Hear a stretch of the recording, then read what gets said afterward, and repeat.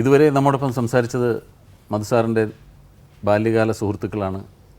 മധു എന്ന നടനാകുന്നതിന് മുമ്പ് തന്നെ മധു സാറിനെ അറിയുന്ന ആളുകളാണ്. എന്നാൽ ഒരു വിദ്യാർത്ഥിയായിരിക്കുന്ന കാലത്ത് തന്നെ മധു എന്ന നടനെ ആരാധനയോടെ നോക്കിക്കണ്ട് അതിനുശേഷം പിന്നീട് ഔദ്യോഗിക ജീവിതം കഴിഞ്ഞ് വീണ്ടും സിനിമാ ലോകത്തേക്ക് വന്ന് മധു സാറിന് വേണ്ടി ഒരുപാട് കഥകളും തിരക്കഥകളും എഴുതിയ പ്രശസ്തനായ തിരക്കഥാകൃത്തായ ശ്രീ ജോൺ പോളാണ് നമ്മുടെ അടുത്ത അതിഥി.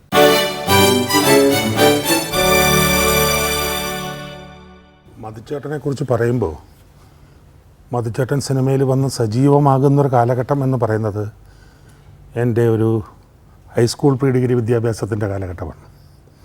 അപ്പോഴാണല്ലോ നമ്മളൊരു സജീവ ചലച്ചിത്ര പ്രേക്ഷകനാകുന്നത്. അപ്പോൾ അന്നൊരു സൂര്യ തേജസ് പോലെ സത്യൻ മാഷും ഒരു ജനപ്രിയ നായകൻ്റെ പരമാവധി എന്ന് പറയാവുന്ന രീതിയിൽ പ്രേം നസീറും കത്തിജ്വലിച്ച് നിൽക്കുന്ന മലയാള സിനിമയിൽ അതിൻ്റെ ഇടയിലൊരു സ്പേസ് കണ്ടെത്തിയിട്ട് സ്വന്തം സാന്നിധ്യം ഉറപ്പിക്കുക എന്ന് പറയുന്നത് ഒരു ചെറിയ കാര്യമല്ല. പക്ഷേ വളരെ അനായാസമായിട്ട് അത് ചെയ്യാൻ കഴിഞ്ഞ ഒരു നടൻ എന്നുള്ള രീതിയിലാണ് മധുച്ചേട്ടനെ നമ്മൾ ആദ്യം ശ്രദ്ധിക്കുന്നത്. പിന്നീട് അന്ന് ഇപ്പോൾ തിരിഞ്ഞു നോക്കി അനലൈസ് ചെയ്യുമ്പോൾ സിനിമയുടെ പശ്ചാത്തല ജ്ഞാനം കൂടി ഉള്ളത് കൊണ്ട് എനിക്ക് തോന്നുന്നത് ഇന്നിപ്പോൾ കരുത്തനെന്നും പരിക്കനെന്നും ഒക്കെ ഒരുപാട് വിശേഷങ്ങളിലൂടെയാണ് മധുച്ചേട്ടനെ പുതിയ തലമുറ അറിയുന്നത്. ഞങ്ങൾ ആരാധിക്കുകയും സ്നേഹിക്കുകയും ചെയ്യുന്ന മധു വളരെ പാവമായിരുന്നു. മിക്കവാറും പരാജയങ്ങൾ മാത്രം ഏറ്റുവാങ്ങിക്കൊണ്ട് ചിത്രത്തിൻ്റെ അന്ത്യത്തെ ഫ്രെയിമിൽ മുണ്ടിൻ്റെ ഒരു തുമ്പിങ്ങനെ കയ്യിൽ പിടിച്ചുകൊണ്ട് നടന്നു പോകുന്നു, അനശ്വരതയിലേക്ക് നടന്നു പോകുന്ന പരാജിത കാമുകൻ, പരാജിത നായകൻ. അത് നമ്മുടെയും കൂടെ ഭാഗമായിരുന്നു.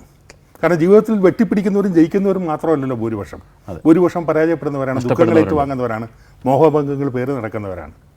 ആ കൂട്ടത്തിൽ നമ്മുടെ പ്രതിനിധിയായിട്ട് നിന്ന ഒരു നായകൻ. അതെനിക്ക് തോന്നുന്ന മലയാള സിനിമയിൽ ആദ്യമായി ജനഹൃദയങ്ങളിലേക്ക് ആഴത്തിൽ പതിക്കുമാർ അവതരിപ്പിക്കാനുള്ള ഒരു സൗഭാഗ്യം ലഭിച്ചത് മധുച്ചേട്ടനാണ്.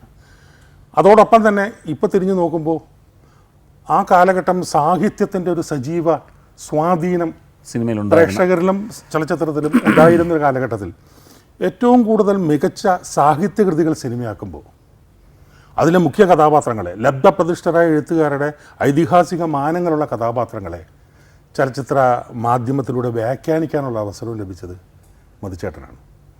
ഇപ്പോൾ ഭാർഗവിക്കുട്ടിയെ ഒരിക്കൽ പോലും നേരിട്ട് കണ്ടിട്ടില്ലാത്ത ഭാർഗവിക്കുട്ടിയുടെ അജ്ഞാതയായ കാമുകിയോടെന്ന പോലെ മനോഹരങ്ങളായ സംഭാഷണങ്ങളിലൂടെ നമ്മുടെ മനസ്സിൽ റൊമാൻറ്റിക് സാന്നിധ്യമായിട്ട് നിറഞ്ഞു നിന്ന ആ കഥാപാത്രം ഉണ്ടല്ലോ, ഞാനെന്ന് പറയുന്ന ബഷീറിൻ്റെ കഥാപാത്രം, അത് മറ്റാർക്കും ആ ഭാഗ്യം കിട്ടില്ല. മോണോലോഗ് മാത്രമേ ഉള്ളൂ. ഒരു ചിത്രത്തിൽ 14 മിനിറ്റോളം, ഞാനതൊരിക്കൽ റീമേക്ക് ചെയ്യുന്നതിനെ കുറിച്ച് വളരെ ഗൗരവപൂർവ്വം ചിന്തിച്ച ഒരാളാണ്.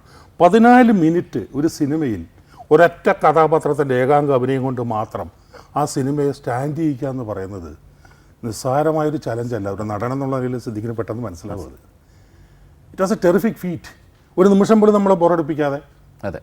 അപ്പോൾ അത്തരം കഥാപാത്രങ്ങൾ, തകഴിച്ചേണ്ട കഥാപാത്രങ്ങൾ, കേശവദേവൻ്റെ കഥാപാത്രങ്ങൾ, എം ടിയുടെ കഥാപാത്രങ്ങൾ, അപ്പോൾ ആ കാലഘട്ടത്തിലെ ഒരു സവിശേഷ ശ്രദ്ധ അർഹിക്കുന്ന സാഹിത്യ സൃഷ്ടികളിലെ ലബ്ധപ്രതിഷ്ഠമായ കഥാപാത്രങ്ങളെ നമ്മുടെ മുമ്പിൽ ആൾരൂപമായിട്ട് നിന്ന് അവതരിപ്പിക്കുക, വ്യാഖ്യാനിക്കുക എന്ന് പറയുന്ന ഒരു സൗഭാഗ്യവും മധുച്ചേട്ടനുണ്ടായി. പിന്നെ മധുച്ചേട്ടൻ്റെ കരിയറിലൂടെ ഞാൻ ചിന്തിച്ച് നോക്കുമ്പോൾ എനിക്ക് തോന്നുന്നത് ഏറ്റവും കൂടുതൽ ഭാഗ്യം ചെയ്തൊരു നടനാണ്. മലയാള സിനിമയുടെ ഈ രൂപപരിണാമങ്ങളിൽ വളരെ വിപ്ലവകരമായ വ്യതിയാനങ്ങൾ വന്നപ്പോൾ, ദൃശ്യപരമായ വെളിപാടുകൾ വന്നപ്പോൾ, സത്യത്രേ ബംഗാളിൽ അല്ലെങ്കിൽ നോർത്ത് ഇന്ത്യയിൽ ഉദ്ഘാടനം ചെയ്തു എന്ന് പറയുന്ന ഒരു എന്താ പറയുക വെളിച്ചത്തിൻ്റെയും ദൃശ്യാത്മകതയുടെയും ഒരു ഇതിഹാസമുണ്ടല്ലോ, അതിന് സമാനമായ ഒരു വിപ്ലവം ദക്ഷിണേന്ത്യയിൽ ഉദ്ഘാടനം ചെയ്യുന്നത് പി എൻ മേനോനാണ്. പി എൻ മേൻ്റെ ആദ്യകാല ചിത്രങ്ങളിലെ ഏറ്റവും പ്രിയപ്പെട്ട നായകനായിട്ട് അവിസ്മരണീയങ്ങളായ കഥാപാത്രങ്ങൾ അവതരിപ്പിക്കാൻ ഭാഗ്യം ലഭിച്ചത് മധുച്ചേട്ടനാണ്. അത് കഴിഞ്ഞ് മലയാള സിനിമയുടെ ചരിത്രം എഴുതുമ്പോൾ, ഇന്ത്യൻ സിനിമയുടെ ചരിത്രം എഴുതുമ്പോൾ നമ്മൾ അഭിമാനത്തോടെയും ആദരവോടെയും സ്മരിക്കുന്നൊരു പേരാണ് അടൂർ ഗോപാലകൃഷ്ണൻ്റേത്. ഗോപാലകൃഷ്ണൻ്റെ ആദ്യത്തെ സിനിമ വരുമ്പോൾ സ്വയംവരത്തിലെ നായകനായിട്ട് നമ്മൾ കാണുന്നത് മധുച്ചേട്ടനെയാണ്. അപ്പോൾ എന്തുകൊണ്ടാണ് അത്തരത്തിലുള്ളൊരു കാസ്റ്റിങ്ങിന് മധുച്ചേട്ടൻ ഇവരൊക്കെ പ്രിഫർ ചെയ്തെന്നുള്ളത് വീണ്ടും ഒരു സിനിമാ പ്രവർത്തകനായി കഴിഞ്ഞപ്പോൾ നമ്മൾ സ്വയം അനലൈസ് ചെയ്ത് നോക്കുമല്ലോ. അപ്പോൾ എനിക്ക് തോന്നുന്നു മധുച്ചേട്ടൻ അന്നത്തെ ഈ ഒരു താര സ്വഭാവമുള്ള ഒരു എന്താ പറയുക ലക്ഷണങ്ങളെല്ലാം തികഞ്ഞ താരരൂപങ്ങളിൽ നിന്നെല്ലാം വ്യത്യസ്തനായി ദ മാൻ നെക്സ്റ്റ് ഡോർ. ഒരു ആൾക്കൂട്ടത്തിൽ നമ്മൾ പോയാൽ നമ്മുടെ കൂട്ടത്തിൽ സുമുഖനായ ഒരു ചെറുപ്പക്കാരൻ, സാധാരണക്കാരൻ, തോക്കാൻ മടിയില്ല, വെട്ടിപ്പിടിക്കണമെന്ന് ആഗ്രഹവും വാശിയുമില്ല, പരാജിതനാകുമ്പോഴും ആ പരാജയമാണ് എൻ്റെ നേട്ടം എന്ന് മനസ്സിൽ ഇപ്പോഴും നമ്മൾ ഓർക്കുന്നത്. ഞാനിപ്പോഴും ഓർക്കുന്നത് ഓളം തെരുവിലെ ഓളം തീരത്തിലെ നെല്ലിക്കോട് ഭാസ്കരനും മധുചേട്ടനും തമ്മിലുള്ള സീക്വൻസിൽ MTയുടെ അതിമനോഹരമായ ആ കഥയുടെ കൾച്ചർ മുഴുവൻ ഉൾക്കൊണ്ടുകൊണ്ട് ഉമ്മക്കുട്ടിക്ക് എന്തിനാ സിന്ദൂരം എന്നൊക്കെ ചോദിക്കുമ്പോഴുള്ള അതൊക്കെ നമ്മുടെ മനസ്സിലേക്ക് നേരിട്ട് എക്സ്പോസ്ഡ് ആയിട്ട് പതിഞ്ഞു കിട്ടിയ ദൃശ്യ ഭാഗ്യങ്ങളാണ്. അപ്പോൾ അങ്ങനെയാണ് മധുചേട്ടൻ എന്ന് പറഞ്ഞൊരു നടൻ്റെ വളർച്ച വന്നത്. പിന്നെ അവിടെ നിന്ന് സ്വാഭാവികമായിട്ടും കഥാപാത്രങ്ങളും മധുചേട്ടൻ്റെ ജീവിതത്തിലെ ആരോഹണവും കൂടി ഒരുമിച്ച് വന്നപ്പോഴാണ് ഇപ്പോൾ വിശേഷിപ്പിക്കപ്പെടുന്ന പരുക്കനും എന്താ പറയുക കരുത്തനും മുരടനുമായ മധു പൂജാതനാവുന്നത്. അതിനു മുമ്പുള്ള മധുവിനെ സ്നേഹിച്ച് തുടങ്ങിയതുകൊണ്ട് ഈ മധുവിനെ ഉൾക്കൊള്ളാൻ നമുക്ക് എളുപ്പമായിരുന്നു. കാരണം ഇപ്പോൾ സാധാരണഗതിയിൽ ഒരു നായക നടൻ തൻ്റെ നായക പദവിയുടെ ഏറ്റവും നല്ല ഉന്നത ശ്രേണിയിൽ നിൽക്കുമ്പോൾ അഭിനയിക്കാൻ ഇന്നത്തെ നടന്മാർ തയ്യാറാവാത്ത തരത്തിലുള്ള വേഷങ്ങൾ. ഇതവിടെ ഒരു ആർച്ച് വില്ലൻ്റെ വേഷമാണ് അദ്ദേഹം ചെയ്തത്. നെഗറ്റീവ് ടു ദ കോർ എന്ന് പറയാവുന്ന വേഷമാണ് അദ്ദേഹം ചെയ്തത്. അതിലെ നായകൻ സോമേട്ടനായിരുന്നു. പക്ഷെ സോമേട്ടനെ പോലെ തന്നെ ഈക്വൽ ഹീറോയിസമായിട്ട് തന്നെയാണ് തിന്മയുടെ സൗന്ദര്യം ദൃശ്യപഥത്തിലേക്ക് കൊണ്ടുവരാൻ കഴിഞ്ഞ ഒരു നീച കഥാപാത്രം. അത് തീക്കനല്ലോ. അതെ, മധു സാർ സ്വന്തം പ്രൊഡ്യൂസ് ചെയ്ത് ഡയറക്റ്റ് ചെയ്യുമ്പോഴും അങ്ങനെ തന്നെയാണ് ചെയ്തിട്ടുള്ളത്. അല്ല, പ്രിയയിലെ വില്ലനാണ് അദ്ദേഹം. വില്ലനാണ്. പ്രിയയിലൊരിക്കലും അദ്ദേഹം കഥാനായകൻ്റെ വേഷം അഭിനയിക്കാൻ പോയില്ല. അപ്പോൾ പ്രിയ പോലുള്ള ഒരു സിനിമ പുറത്തിറങ്ങുന്ന സമയത്ത് സത്യമാഷ് പറഞ്ഞൊരു പ്രസ്താവന എവിടെയോ വായിച്ചത് എൻ്റെ ഓർമ്മയിലുണ്ട്. ഈ ചെറുപ്പക്കാരനെ ശ്രദ്ധിക്കണം, ഇയാൾ സിനിമയിൽ നന്നായി അഭിനയിക്കുക മാത്രമല്ല, സിനിമയെ കൂടുതൽ ഉൾക്കൊണ്ടുകൊണ്ട് സിനിമയെ കൂടുതൽ ഉയരങ്ങളിലേക്ക് കൊണ്ടുപോകാൻ കൂടി ശ്രമിക്കുന്നുണ്ട്. ഇയാളിൽ നമുക്കൊരു പ്രതീക്ഷയുണ്ടെന്ന്. തൻ്റെ സൗകര്യത്തിനും തൻ്റെ തൃപ്തിക്കും തൻ്റെ രീതിക്കും ഇണങ്ങുന്ന ഒരു സംവിധാനം വേണമെന്ന് തോന്നിയപ്പോൾ സ്വന്തം സമ്പാദ്യങ്ങളെ പണയം വെച്ചുകൊണ്ട് സ്റ്റുഡിയോ ഉണ്ടായി. പിന്നെ അദ്ദേഹം പ്രവർത്തിച്ചിട്ടുള്ള മേഖലകൾ നടൻ, സംവിധായകൻ, നിർമ്മാതാവ്, തിരക്കഥാകൃത്ത്, സ്റ്റുഡിയോ ഉടമ, സംവിധായകൻ, അതിനു പുറമെ വിതരണക്കാരൻ.